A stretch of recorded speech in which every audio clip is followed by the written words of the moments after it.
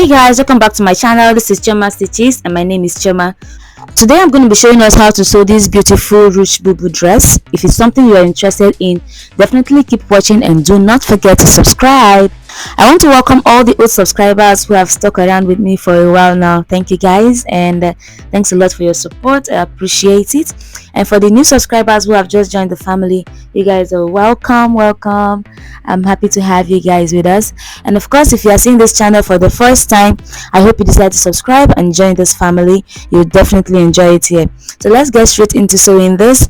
What I have here is a total of 2.5 yards fabric. It's not complete 2 yards of Ankara fabric, and like I always say, your bubu dresses are finer when they are short.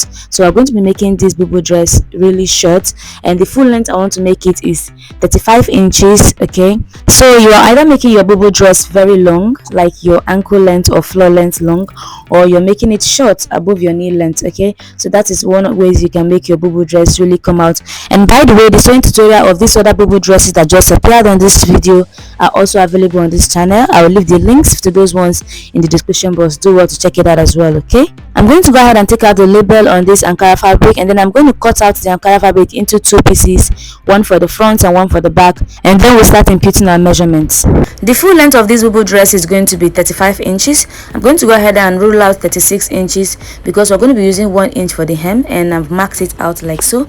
Another measurement you have to take into consideration when making this bubu dress is your shoulder measurement and your sleeve length. Now, because the quantity of fabric I have is just a little over 2 yards, it is going to limit the length of the sleeve. Okay, so I'm just going to use exactly what I have here. Now, my shoulder measurement is 7.5 inches, while the width of the fabric we have is 17 inches. So I'm going to be using 5 inches as the neckline for this dress.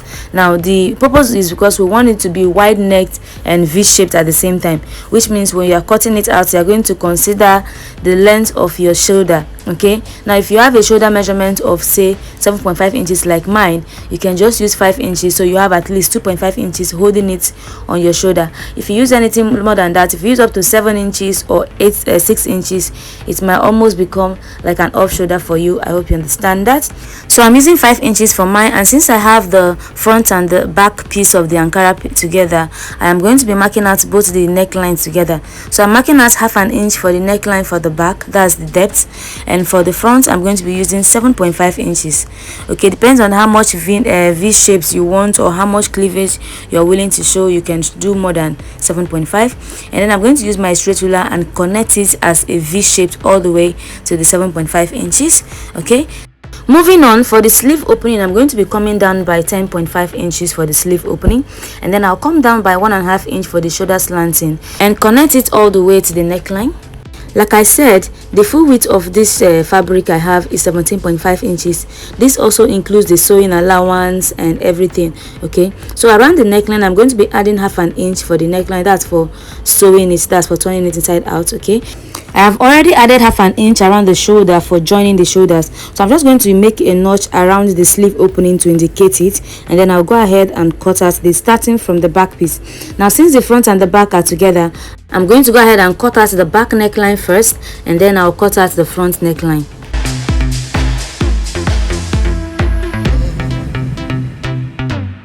And then for this leftover fabric, I'm going to go ahead and cut out 2 ropes from it. Now, because the fabric length is not long, I'm going to be cutting it into 4 pieces and joining 2 together to cut out a very long rope, and I'm making 2 of each.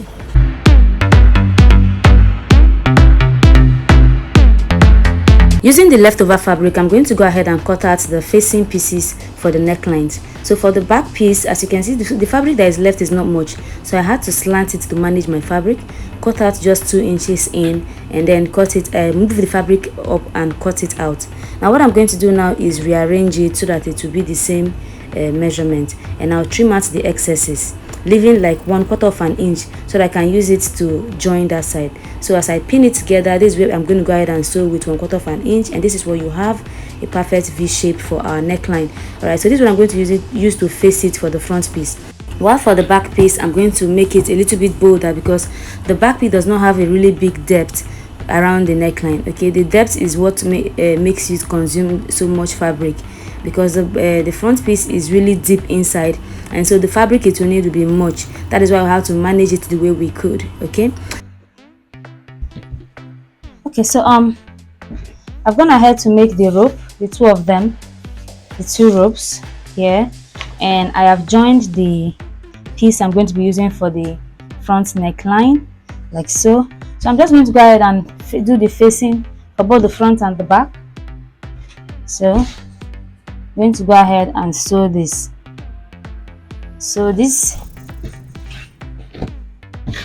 And sew the front neckline as well. So this front neckline. So I'm going to sew this one as well. I'm going to go ahead and sew this, turn it the other way and top stitch it. Okay, so here I have sewn it. As you can see, I've sewn the neckline and I've also top stitched it, and this is for the back, and for the front as well I have also gone ahead to sew it. Now note that for the front piece, as you can see, I added a little bit of hemming gum around the neckline. This is so that when I iron it downwards, it will lay down flat. Okay, this is very important. Also, don't forget that you're going to be weaving both your facing and the shoulders. Okay, so now we're going to go ahead and join the shoulder. Alright, so as you can see, I've gone ahead to join the shoulders, and I also ironed it and ironed down the neckline as well. See how nicely it's laying. I also went ahead to hem the edge of the dress. Okay, now what I'm going to do now is join the sides. To join the sides, I'll be sewing it with 1.5 inches. First, I'm going to come down from the shoulder, come down by 9 inches. That will be for our sleeve opening, don't forget. So I'm going to mark out that 9 inches for the sleeve opening, or 9.5 inches as you may, and then I'm going to go ahead and join it from there 1.5 inch all the way down. Now if you are petite like me, this measurement I have used will be perfect for you. As you can see in the finished result, it came out really nice. So I joined the sides, okay, and then I turn it inside out and I iron the side. So let me show you how it looks from the inside.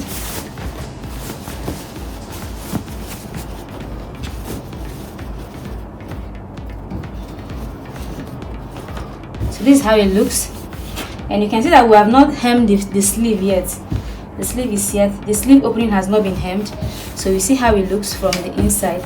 So what I'm going to go ahead and do now is sew it like this. So I'm going to sew the sides by opening the seam, and I'll sew it in different directions. So I'm going to go ahead and sew it down like this from here, and sew this all the way. This side, sew it all the way like this, and when you get to the sleeve, you continue, and that is how we will hem the end of the sleeve all the way, even up to this side. You keep going. Okay, so it's all the way until you get to this end. Okay, so that's what I'm going to go and do for both sides. I'll do this on both sides, and you are sewing it to the body of each side, separated like this. So here I have done it. This is how it came out.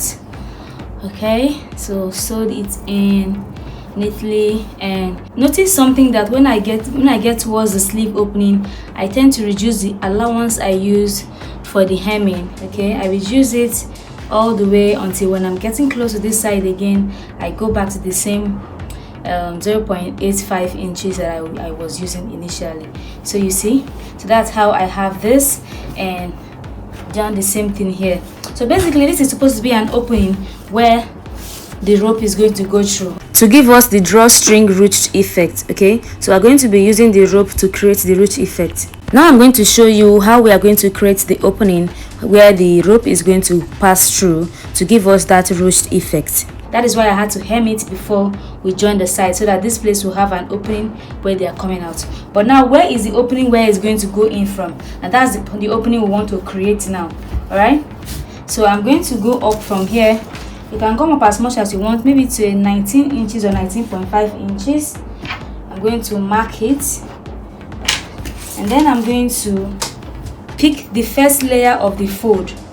Okay, you're going to pick the first layer of the fold, and you're going to make a cut with your scissors. You are not cutting through, you are cutting only the folded part. Just make a little notch, and then go ahead and a little more ripping, just open it a little bit more.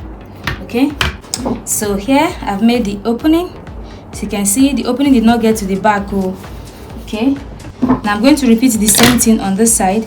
So I'm picking the sewing allowance on the top here, and I'm going to cut it, just small cut, and then you use your, you go ahead and open it a little bit more inside. Okay, so I'm going to be tacking this place like you're creating a buttonhole so that the rough part will be concealed and it will not fray.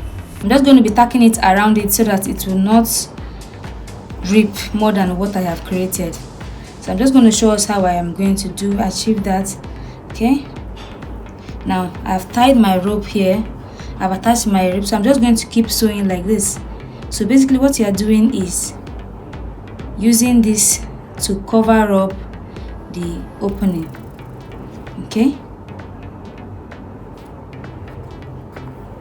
so for anyone you make, just try and tie it. So this is what I am going to do all around.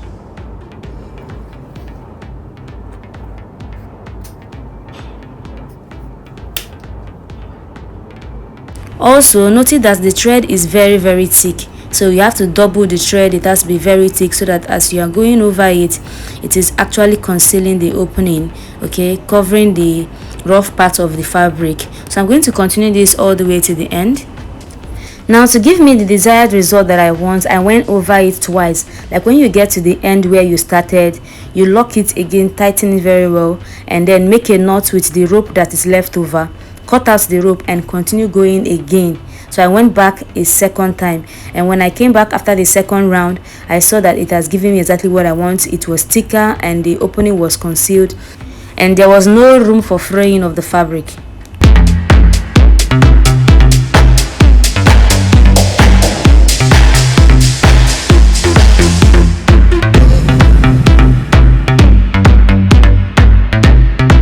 So here I have finished tacking it. Look at how it looks. It gives a neat finish in there. Instead of leaving a roughly torn opening, you tack it this way too, as if you are creating a buttonhole. Look at that. So now I'm going to go ahead and pass this one in here. So I'm going to pass in the rope through it. So I'm going to hook it with my safety pin first, and then I'm going to start from one end, one of the opening here, and you work your way through inside all the way.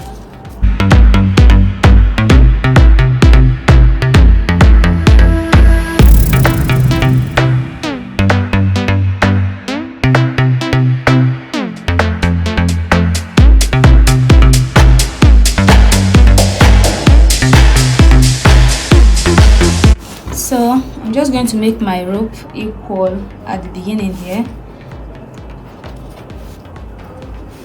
Then this is what we have. Look at it here. This is where the rope stops. So this is what I have basically, and just to secure it, you can just keep it like this when you want it to be straight. But when you want to use the effect of the ruched effect, you just go ahead and pull, and you have it. The more you pull it, the shorter it becomes on the side. I've also attached this one on this other side. Okay, so we have this. So I'm going to try this on and show us how it looks. Do well to subscribe if you have not subscribed, and also share this video to those who might need it. I also appreciate that. Don't forget to like and comment. I like to hear from you. Do well to leave comments in the comment section. Tell me what you think about this tutorial, if it's something you'll be trying. Also, don't forget to follow us on all our social media platforms. We're on Facebook, TikTok, Twitter, Instagram, all at Chioma Stitches. I would like to connect with you guys there. See you in my next tutorial. Bye bye.